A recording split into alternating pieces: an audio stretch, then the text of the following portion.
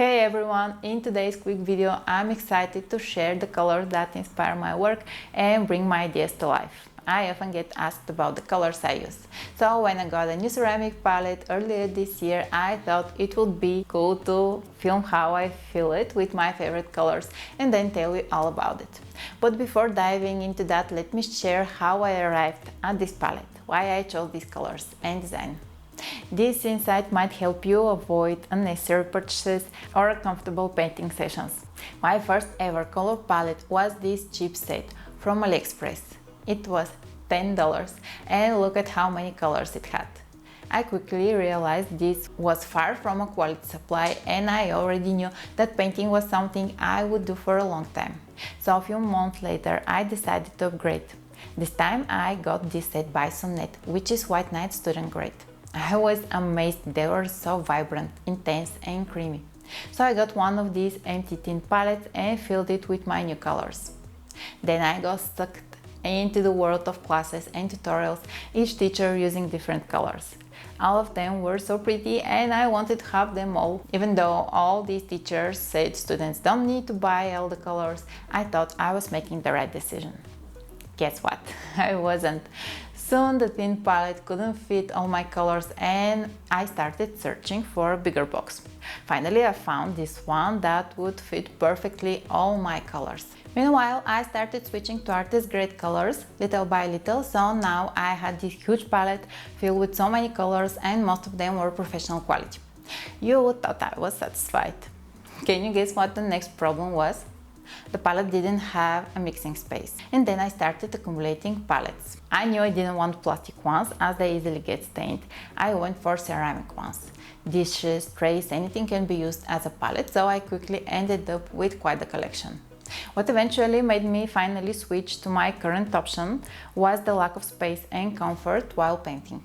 The tin box was large enough, and when you add the separate palette and the larger and larger sheets of paper I started to paint on and try to fit all this into a frame for filming purposes, it was such a hassle.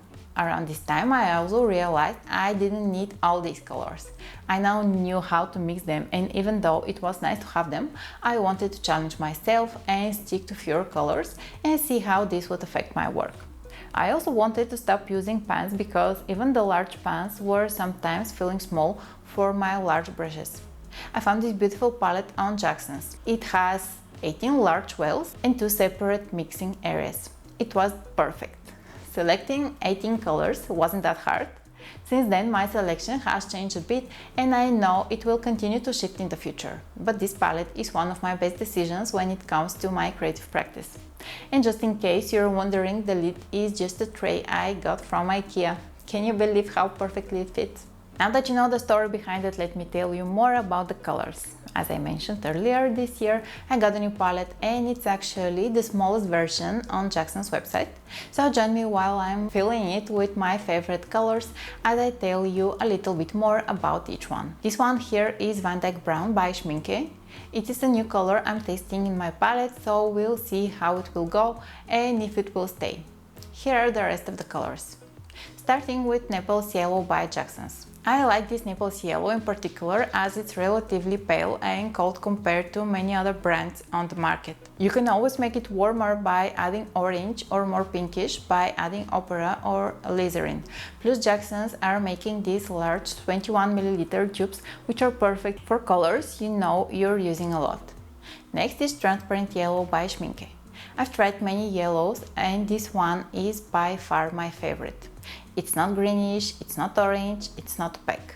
It is a beautiful glowing yellow perfect for light and airy sunsets or what have you. I can always make it more opaque by adding Naples or more orange by adding orange.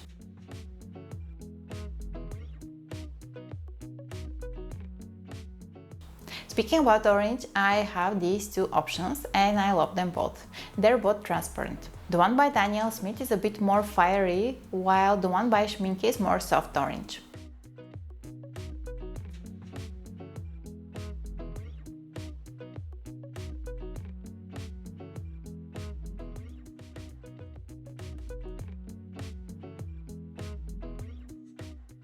The next color is Alizarin Crimson by Schminke.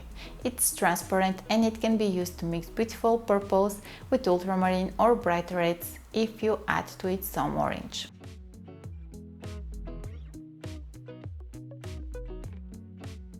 The next one is Opera by Art Philosophy. I love opera. It is the brightest and flashiest pink you can think of, and it gives me gorgeous purples when I mix it with ultramarine and beautiful soft peachy hues when I mix it with Naples yellow.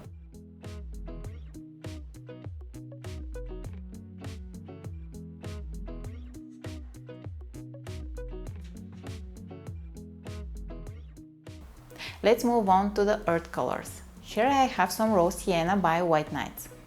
This color is great and it has many applications. I love its earthy warm glow. I'm always out of it, and here's a little tip on how to squeeze the last bit of paint out of your tube. Just press with your brush handle like that and the paint comes out.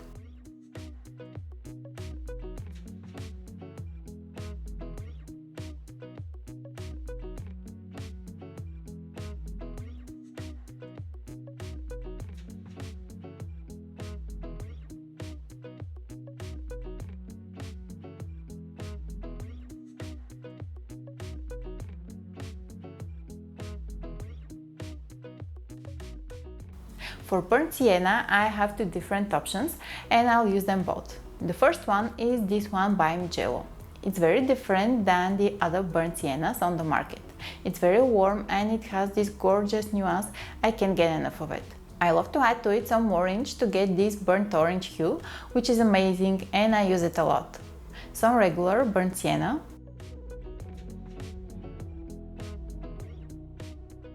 I feel this is not the optimal selection of earth colors. Maybe I'll change it in the future. Then, as I already mentioned, here I have some Van Dyke brown.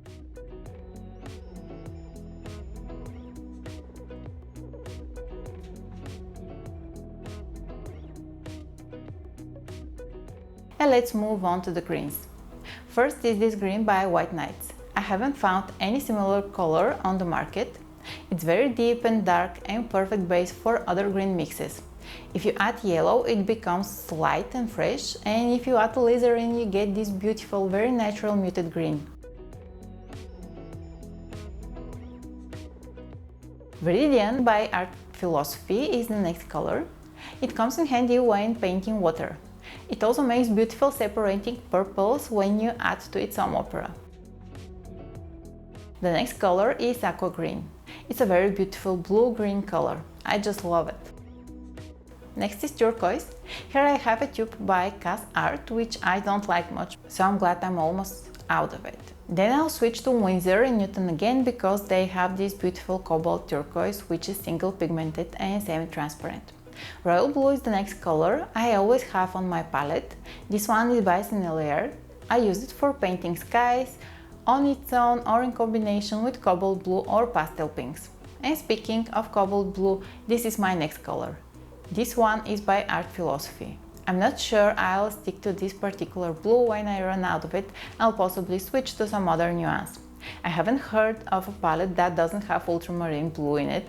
Mine is by Art Philosophy. I already mentioned some of my favorite mixes with ultramarine. And the last two colors on my palette are Indigo and Payne's Grey. Both are by Jackson's Art.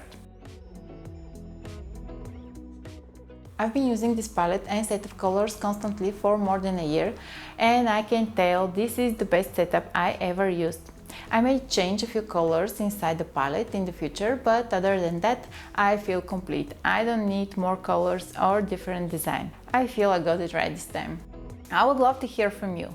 What colors are in your palette? What designs suit your best? Leave me a comment below, I would like to know. Also, let me know if this video was interesting, as is the first one of this kind on my channel. What else would you like to know? If you want to check out my watercolor classes, go follow me on Skillshare, and if you want to have a look at my work, check out my Instagram. I'll put the links in the description box. Thank you for joining me today. Until the next time.